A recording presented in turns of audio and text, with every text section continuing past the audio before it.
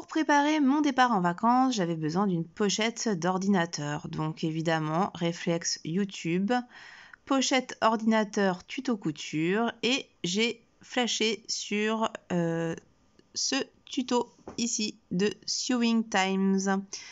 Donc je me suis lancée dans ce tuto qui est en anglais, mais moi personnellement je n'ai pas du tout écouté le son, je n'ai fait que regarder les explications vidéo. Je vous montre ce que ça a donné tout de suite. Ça a donné, au bout d'un certain nombre d'heures de travail, je vais pas vous mentir, le tuto vidéo dure 20 minutes. Bon, sachant que moi quand je couche, je fais toujours quelque chose d'autre en même temps. Mais ça a été bien plus long à cause de quelques difficultés techniques que j'ai eues et que je vous indiquerai.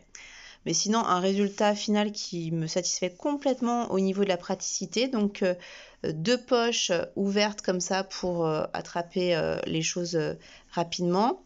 Un intérieur doublé pour mettre donc une tablette ou un ordinateur portable avec une batterie éventuellement. Et sur l'arrière, un zip, ce qui permet de ranger des choses peut-être qu'on a envie de protéger un petit peu plus. Tout est doublé. L'intérieur, les poches. Donc vraiment, je suis très satisfaite de cette pochette. Alors, je vais revenir sur les points qui m'ont pris un petit peu plus de temps. Il y a tout d'abord le tissu de doublure. Alors ça, c'est un petit délire personnel. J'ai voulu agrémenter le tissu qui était un petit peu simple. C'était un tissu de récup, de surpiqûre. Avant, j'utilisais ma machine, ça prenait un temps fou. Là, j'ai testé avec ma recouvreuse et c'était juste génial. Donc, je me suis éclatée. J'avais pris 3 fils de différentes couleurs. Donc, même si c'est bien plus rapide, ça reste quand même un petit peu long à faire. Mais bon, voilà, je me suis bien amusée. Donc, ça, c'était un petit délire qui était personnel. Ensuite, qu'est-ce qui m'a pris du temps? Eh bien, c'est toute la couture du pourtour, qui d'ailleurs n'est vraiment pas nickel du tout.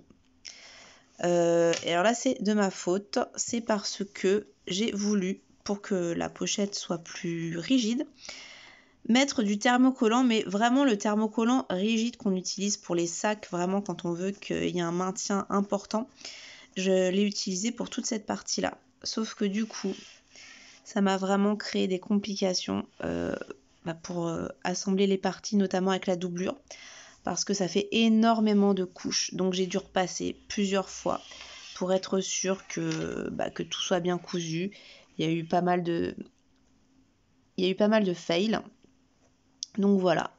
Au final, je m'en sors avec un résultat pas trop moche. Mais j'avoue que j'y ai passé énormément de temps et je pense que si j'avais pris autre chose que ce thermocollant très très rigide, j'aurais eu moins de difficultés et au final j'aurais eu peut-être un rendu un peu plus propre, même si ce rendu me convient parfaitement. Dernière petite chose, alors ça c'est pas ce qui m'a pris le plus de temps, mais là normalement donc les 2 poches sont séparées pour que ça fasse bien 2 poches par une surpiqûre centrale. Moi déjà j'en ai mis 3, mais même en mettant 3, j'ai vu que ça ne tiendrait jamais sur le long terme, sur une utilisation au long terme. Donc j'ai pris du fil de canevas et j'ai consolidé. Donc voilà ma petite cousette des vacances. J'en suis très contente pour son aspect pratique et franchement aussi pour son aspect esthétique. Et vous en pensez quoi? Est-ce que vous avez trouvé d'autres tutos sympas de pochettes d'ordinateur? À bientôt!